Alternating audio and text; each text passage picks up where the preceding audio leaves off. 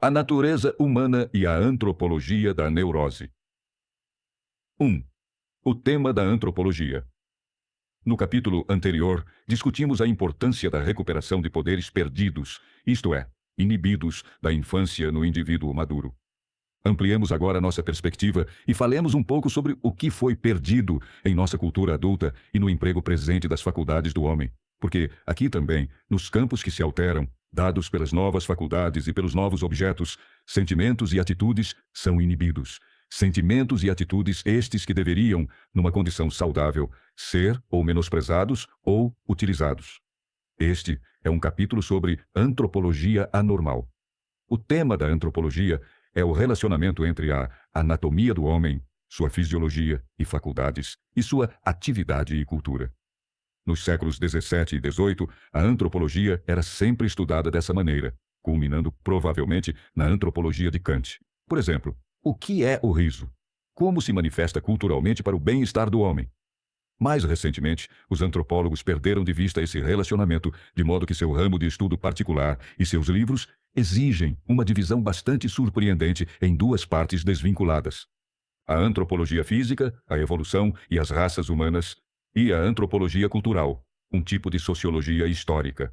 Por exemplo, uma proposição importante da antropologia cultural é que as inovações técnicas, como um novo arado, se difundem rapidamente para as áreas vizinhas, mas que as inovações morais se difundem lentamente e com dificuldade.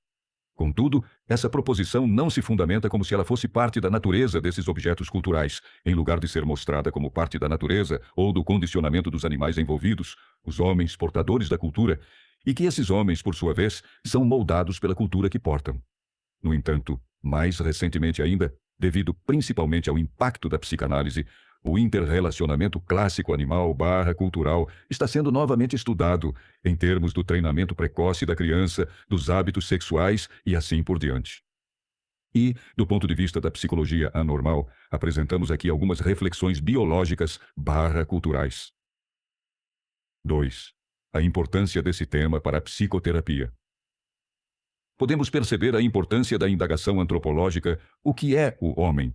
Se consideramos que a psicologia médica é devedora de uma aliança dupla e difícil. Como ramo da medicina, visa a saúde meramente biológica. Isto inclui não somente o funcionamento saudável e a ausência de dor, como também o sentimento e o prazer.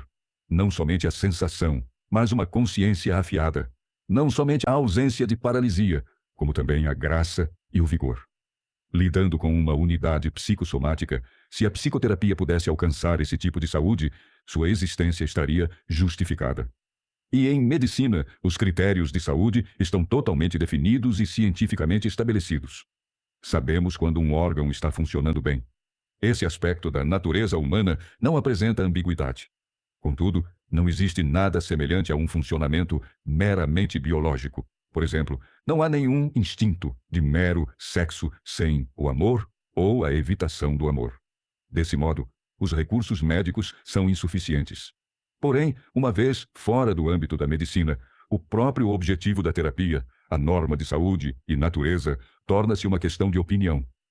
O paciente é um homem doente e não se conhece o homem de maneira cabal, porque ele está sempre modificando a si e as suas condições. Sua natureza é surpreendentemente maleável. E ao mesmo tempo não é tão completamente maleável, de modo a que a natureza possa ser desconsiderada, da maneira como parecem supor alguns sociólogos democráticos e políticos fascistas. Ela também é surpreendentemente resistente, de tal sorte que, de repente, há reações neuróticas de indivíduos e estupidez, torpor e rigidez por parte do comum dos homens. Em psicoterapia, além disso, essas mudanças de condição são importantíssimas, pois são elas que cativam o interesse do paciente. Elas envolvem seus medos e culpas e sua esperança do que fará de si próprio. Elas despertam seu excitamento, são as únicas coisas que despertam excitamento, organizam a awareness e o comportamento. Sem esses interesses peculiarmente humanos, não há saúde biológica e nenhuma maneira de obtê-la por meio de psicoterapia. 3. A natureza humana e a média, e desse modo, o médico sai à procura de modelos e teorias do que é humanamente estimulante. No capítulo 4, discutimos algumas dessas teorias. Eis porque Freud insistia em que não os médicos, mas, com colaboração médica, Os literatos, professores, advogados e assistentes sociais davam os melhores terapeutas. Porque entenderam a natureza humana, se misturaram com ideias e com pessoas e não se contentaram em jogar fora sua juventude na aquisição de uma especialidade. A tarefa seria, é claro, imensamente mais fácil se gozássemos de boas instituições sociais, de convenções que proporcionassem satisfação e favorecessem o crescimento, porque então estas poderiam ser tomadas como uma norma aproximada do que significa ser um homem pleno na cultura específica. O problema não seria então de princípios, mas da aplicação casuística a cada caso. Contudo, se tivéssemos instituições sensatas, não haveria também nenhum neurótico. Do jeito que as coisas são, nossas instituições não são nem mesmo saudáveis de maneira meramente biológica, e as formas dos sintomas individuais são reações a erros sociais rígidos. Desse modo, longe de ser capaz de tomar a adequação às instituições sociais como norma grosseira, um médico tem mais probabilidade de promover a integração autoaperfeiçoadora de um paciente se este aprender a ajustar seu ambiente a si próprio do que se tentar aprender a se mal ajustar à sociedade. Em lugar de uma unidade dinâmica de necessidade e convenção social, na qual os homens descobrem a si próprios e um ao outro, e inventam a si próprios e um ao outro, somos forçados a pensar em três abstrações antagônicas: o mero animal, o self individual atormentado e as pressões sociais. A pessoa normal ou se mantém inconsciente dessa guerra que graça dentro de sua personalidade, não percebe suas manifestações em seu comportamento e a mantém relativamente adormecida, ou tem consciência desta, e concluiu um armistício incômodo, procurando agarrar oportunidades seguras. Em ambos os casos, muita energia foi gasta na pacificação, e faculdades humanas valiosas foram sacrificadas. Na pessoa neurótica, os conflitos graçam até o ponto da exaustão, contradições e esgotamento, e não se pode concluir que ela era, por conseguinte, de algum modo mais fraca do que o normal, porque muitas vezes são precisamente os talentos mais vigorosos que são socialmente desastrosos. Há uma diferença importante entre o normal e o neurótico, mas não é tal que quando um neurótico chega como paciente e apresenta um problema prático sério para o médico, este possa estabelecer como seu objetivo um ajustamento normal, do mesmo modo que não poderia dar a uma tuberculose controlada um certificado de saúde perfeita, embora possa dar alta ao paciente. De preferência, ele deve esperar que, à medida que o paciente começa a se reintegrar, ele se tornará mais humano do que o esperado, ou do que o próprio médico é. Além disso, temos de lembrar de que no tipo atual de pacientes de psicoterapia, a distinção entre normal e neurótico tornou-se menos do que irrelevante. Tornou-se positivamente enganadora, porque um número cada vez maior de pacientes não está em absoluto doente. Eles produzem ajustamentos adequados. Vieram ao consultório porque querem algo mais da vida e de si próprios e acreditam que a psicoterapia pode ajudá-los. Talvez isto denuncie uma disposição demasiado otimista da parte deles, mas também é indício de que eles estão melhores do que a média, em lugar de o contrário. 4. Mecanismos neuróticos como funções saudáveis. A neurose também é parte da natureza humana e tem sua antropologia. A divisão de personalidade, o esgotamento como forma de equilíbrio, é provavelmente uma faculdade da natureza humana recentemente adquirida, com apenas alguns milhares de anos de idade. Contudo, é um aperfeiçoamento numa longa linha de aperfeiçoamentos evolucionários que vale a pena recapitular de maneira sucinta para reconhecermos onde estamos. Se consideramos a autorregulação organísmica, o processo pelo qual as necessidades dominantes passam para o primeiro plano da awareness à medida que surgem, ficaremos impressionados não somente pelo maravilhoso sistema de ajustamento específico, sinais, coordenação e raciocínio sutil que contribuem para manter o equilíbrio geral, mas também pelos mecanismos que servem de amortecedores e válvulas de segurança para proteger a fronteira de contato. Mencionamos a supressão, a alucinação e o sonho, e o considerar como se e aceitar em lugar de. E há também a imobilização, fingir-se de morto, o isolamento, o ensaio e erro mecânico, refazer obsessivo, a fuga em pânico e assim por diante. O homem é um organismo de grande força e eficiência, mas é também um organismo que pode aguentar um tratamento grosseiro e épocas ruins. Os dois lados vêm juntos. A habilidade conduz à aventura, e esta ao infortúnio. O homem tem de ser maleável. Todas essas funções de segurança naturalmente desempenham um papel essencial nas desordens mentais, mas são em si próprias saudáveis. De fato, Poderíamos dizer, sem paradoxo, que nas neuroses, somente essas funções de segurança de supressão, distorção, isolamento, repetição, que parecem malucas de maneira tão espetacular, estão funcionando de maneira razoavelmente saudável.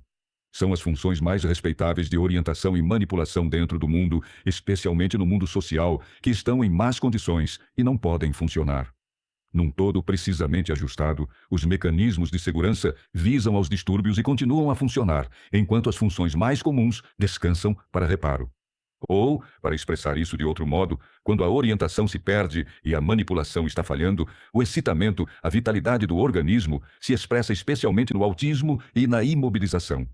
E desse modo, mais uma vez, se falarmos, como temos de falar, de uma neurose social ou epidêmica, não são as excentricidades sociais sintomáticas, ditadores, guerras e a arte incompreensível, entre outros, que são patologicamente importantes, mas o conhecimento e a técnica normais, o modo comum de vida.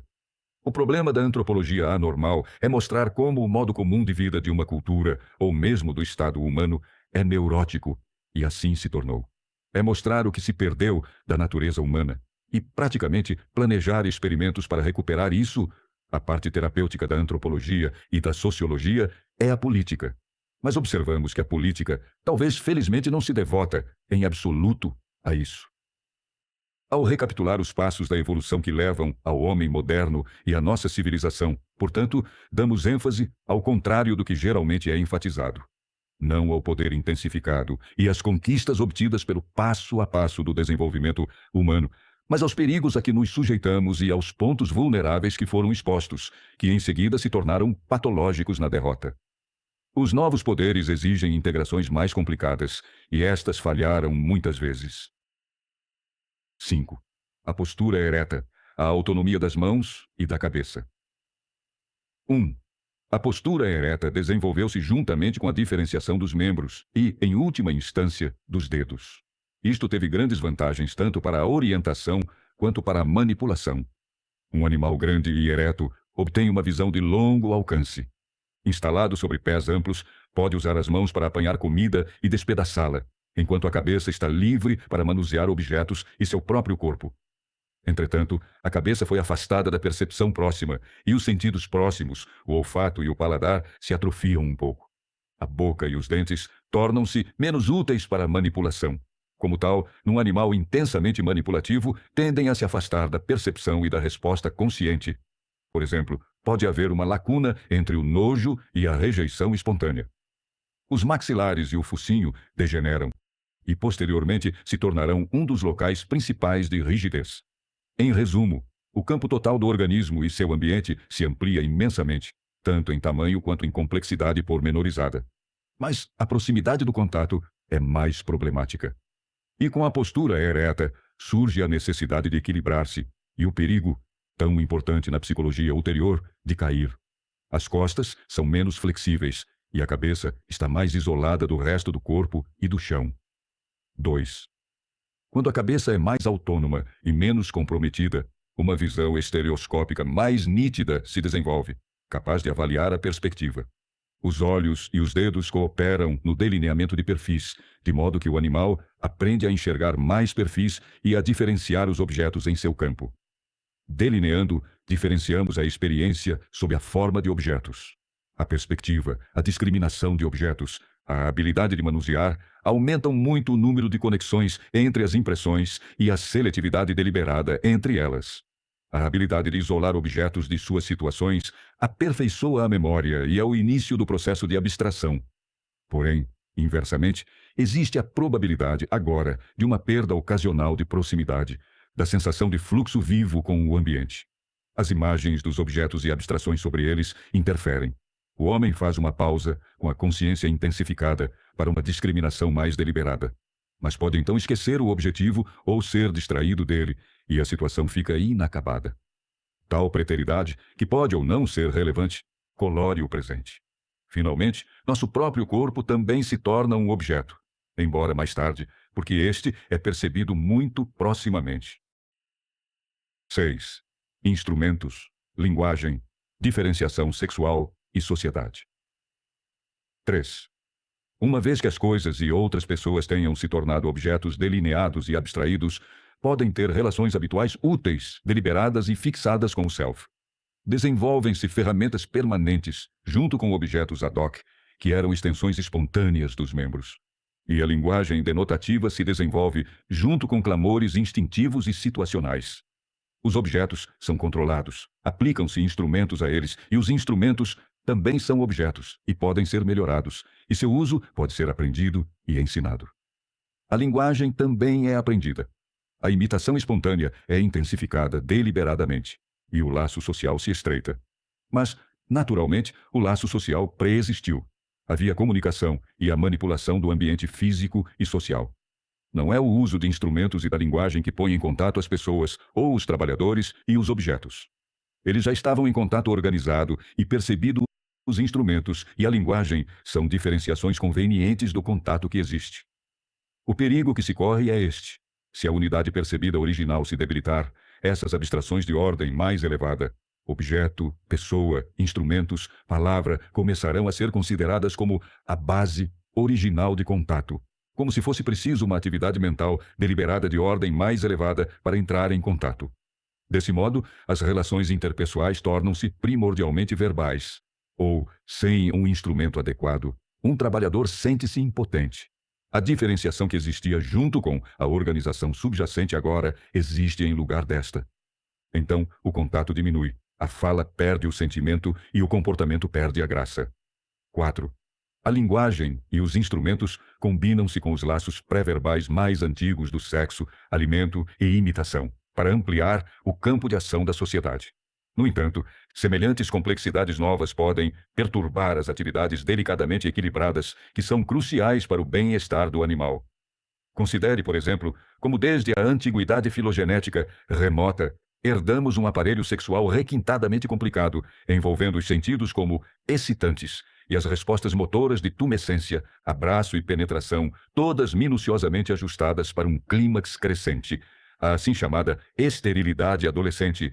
Ashley Montague, a época entre a primeira menstruação e a fertilidade parece indicar um período de brincadeira e de exercício. Além de suas vantagens de seleção sexual e hibridação, toda essa complexidade exige pelo menos parcerias temporárias. Nenhum animal é completo dentro de sua própria pele. E os laços emocionais intensos da lactação, amamentação e cuidado de crias estreitam a socialidade. Ademais, em filos superiores, o animal jovem adquire muito do seu comportamento por meio da aprendizagem imitativa. Considere, pois, o quanto depende de ajustamentos tão delicados. Considere que a função do orgasmo, Reich, a liberação periódica essencial das tensões, está vinculada às operações do aparelho genital precisamente ajustado. Fica clara tanto a importância do modo social de reprodução como o quanto é vulnerável o bem-estar do animal. 7. Diferenciações do sensorial, motor e vegetativo. 5. Um outro aperfeiçoamento crítico de antiguidade bastante remota foi a separação dos centros nervosos motórico-muscular e do pensamento sensorial. Em animais como o cão, a sensação e o movimento não podem estar muito separados.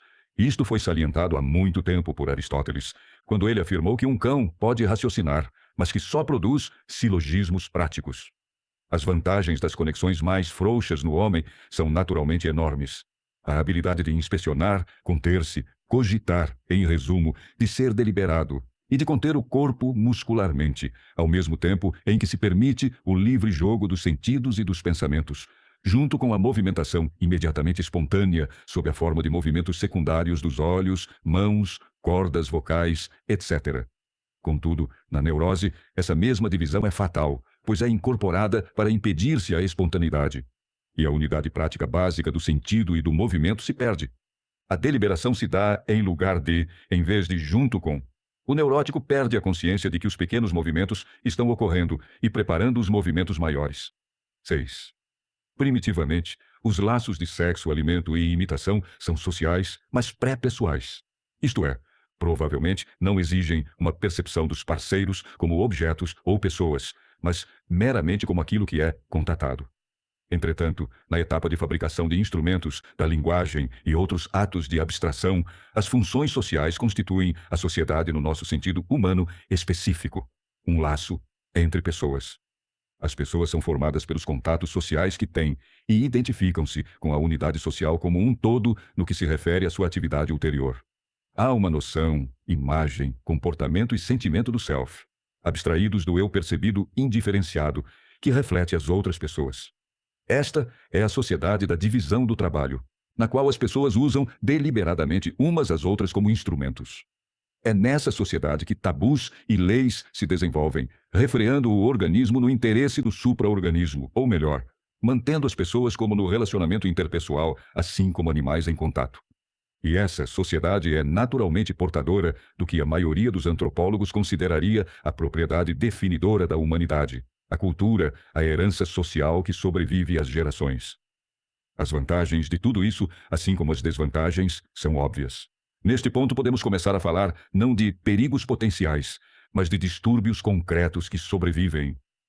Controladas por tabus, as imitações tornam-se introjeções inassimiláveis. A sociedade estando contida dentro do self, em última instância, invadindo o organismo.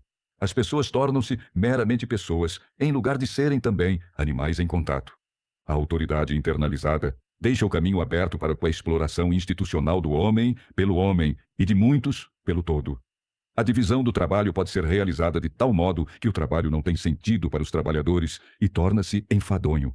A cultura herdada pode tornar-se um peso morto que aprendemos penosamente, que os anciães zelosos nos forçam a aprender, e que ainda assim, provavelmente, nunca usaremos individualmente.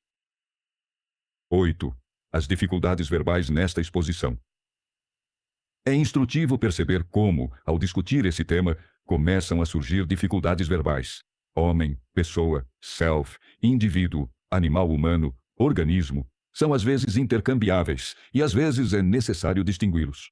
Por exemplo, é enganoso pensar os indivíduos como sendo primitivos e estando combinados nas relações sociais, porque não há dúvida de que a existência de indivíduos surge como consequência de uma sociedade muito complexa. Por sua vez, já que é significativo dizer que é por meio da autorregulação organísmica que imitamos, simpatizamos e nos tornamos independentes. E podemos aprender as artes e as ciências, a expressão contato animal não pode significar meramente contato animal. Além disso, as pessoas são reflexos de um todo interpessoal, e a melhor maneira de considerar a personalidade é como uma formação do self, por uma atitude social compartilhada. No entanto, num sentido importante, o self, como o sistema de excitamento, orientação, manipulação e várias identificações e alienações, é sempre original e criativo. Essas dificuldades podem ser naturalmente evitadas de modo parcial por uma definição cuidadosa e um emprego consistentes, e tentamos ser tão consistentes quanto podemos. Contudo, elas são parcialmente inerentes ao tema homem, que cria a si próprio de diferentes maneiras. Por exemplo, os primeiros antropólogos filosóficos dos tempos modernos, nos séculos XVII e XVIII, falavam geralmente de indivíduos condensando a sociedade. Seguindo Rousseau, os sociólogos do século XIX voltaram à sociedade como sendo primordial. E tem sido um grande mérito da psicanálise recuperar esses conceitos distintos para uma interação dinâmica. Se a teoria é frequentemente confusa e ambígua, é provável que a natureza também o seja. 9. Símbolos. Continuamos agora nossa história nos últimos milhares de anos, desde a invenção da escrita e da leitura. Adaptando-se à vasta acumulação de cultura, tanto de conhecimentos como de técnicas, o homem é educado em meio a abstrações muito elevadas. Abstrações de orientação, distantes da percepção sentida e plena de interesse. As ciências e os sistemas de ciência. Abstrações de manipulação distantes da participação muscular. Sistemas de produção, troca e governo. Ele vive num mundo de símbolos. Orienta-se simbolicamente como um símbolo em relação a outros símbolos e manipula simbolicamente outros símbolos. Onde havia métodos, agora também há metodologia. Tudo se torna objeto de hipóteses e experimentos, com uma determinada distância do comprometimento. Isto inclui a sociedade, os tabus, o suprassensório, as alucinações religiosas, a ciência e a própria metodologia, bem como o próprio homem. Tudo isso proporcionou um enorme aumento na amplitude de ação e poder, porque a habilidade de fixar de modo simbólico aquilo em que estávamos totalmente envolvidos permite uma certa indiferença criativa. Os perigos disso não são, infelizmente, potenciais, mas manifestos. As estruturas simbólicas Por exemplo, dinheiro ou prestígio, ou a paz pública, ou o progresso do saber, tornam-se o objetivo exclusivo de toda atividade, na qual não há nenhuma satisfação animal, e pode até não haver nenhuma satisfação pessoal. E, contudo, fora do interesse animal, ou pelo menos pessoal, não pode haver nenhuma medida intrínseca estável, mas somente o desnorteamento e padrões que nunca podemos alcançar. Desse modo, economicamente, está em operação um mecanismo amplo que não produz necessariamente produtos de subsistência suficientes e poderia, de fato, como Percival e Paul Goodham salientaram em Communitas, continuar funcionando numa velocidade quase tão alta sem produzir absolutamente nenhum meio de subsistência. Só que os produtores e consumidores estariam todos mortos. Um trabalhador se enquadra, de maneira hábil ou grosseira, neste símbolo mecânico de fartura, mas seu trabalho dentro dele não deriva de nenhum prazer da habilidade ou da vocação. Pode ser que não entenda o que está produzindo, nem de que maneira e nem para quem. Uma energia enorme se exaure na manipulação de marcas sobre o papel. Recompensas são dadas em tipos de papel, e o prestígio acompanha a posses de papéis. Politicamente, em estruturas constitucionais simbólicas, representantes simbólicos indicam a vontade do povo da maneira como foi expressa em votos simbólicos. Quase ninguém entende mais o que significa exercer afinidade política ou chegar a um acordo comum. Emocionalmente, alguns artistas apreendem, a partir da experiência concreta, símbolos de paixão e excitamento sensório. Esses símbolos são abstraídos e estereotipados por imitadores comerciais. E as pessoas fazem amor ou se aventuram de acordo com essas normas de glamour. Os médicos cientistas e os assistentes sociais fornecem outros símbolos de emoção e segurança, e as pessoas fazem amor, desfrutam o lazer e assim por diante, de acordo com uma receita. Na engenharia, o controle do tempo, do espaço e da força se obtém simbolicamente, tornando mais fácil ir a lugares menos interessantes e mais fácil obter mercadorias menos desejáveis. Na ciência pura, a awareness focaliza-se em cada detalhe, menos no medo psicossomático e na autoconquista da própria atividade, de modo que, por exemplo, quando se trata de produzir certas armas letais, a questão debatida é se a necessidade de um país obter superioridade com relação ao inimigo é mais importante do que o dever de um cientista de tornar públicas suas descobertas. Mas as reações mais simples de compaixão, fuga, desafio não são, em absoluto, operativas. Nessas condições, não é de surpreender que as pessoas brinquem com o sadomasoquismo das ditaduras e das guerras, onde há, pelo menos, o controle do homem pelo homem em lugar de pelos símbolos, e onde há sofrimento da carne. 10. A divisão neurótica.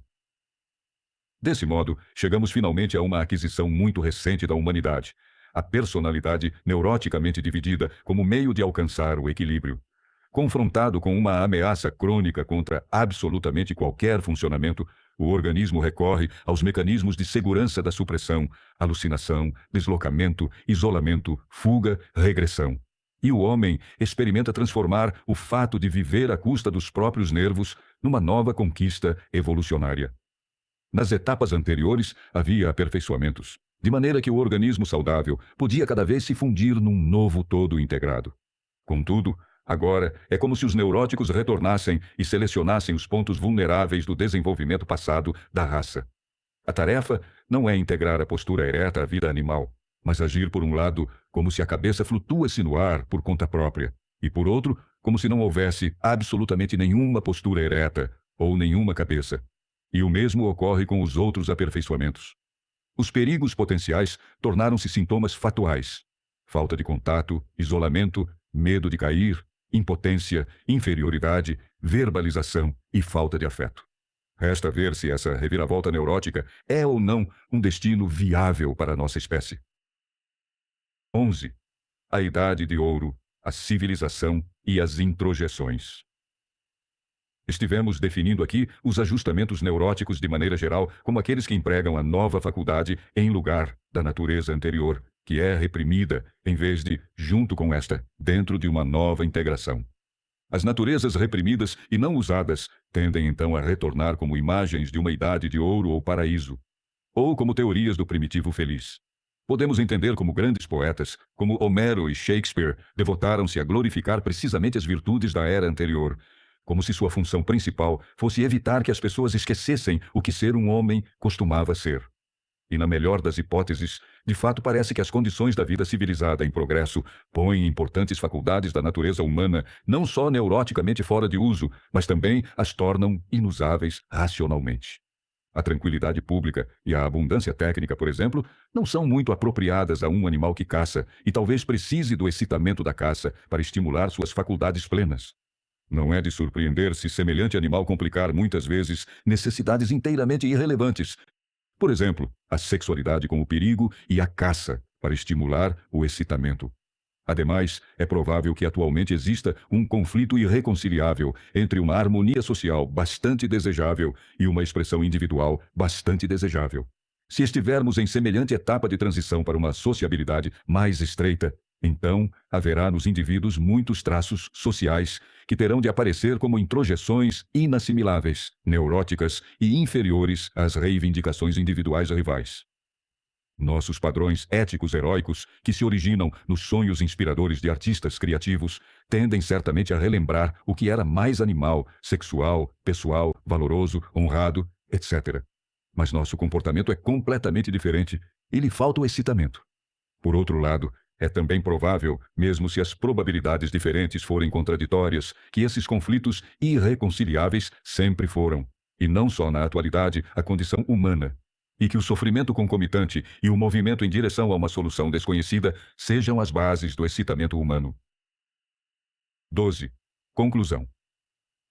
Como quer que ela seja, a natureza humana é uma potencialidade. Só pode ser conhecida da maneira como foi realizada nos feitos e na história, e da maneira como cria a si própria hoje. Pode-se formular seriamente a pergunta: qual é o critério que faz com que se prefira encarar a natureza humana como aquilo que é verdadeiro na espontaneidade das crianças, na dos heróis, na cultura das épocas clássicas, na comunidade de pessoas simples, no sentimento dos amantes, na consciência perspicaz e na habilidade miraculosa de algumas pessoas em situações de emergência? A neurose também é uma resposta da natureza humana e é hoje normal e epidêmica, e talvez tenha um futuro social viável.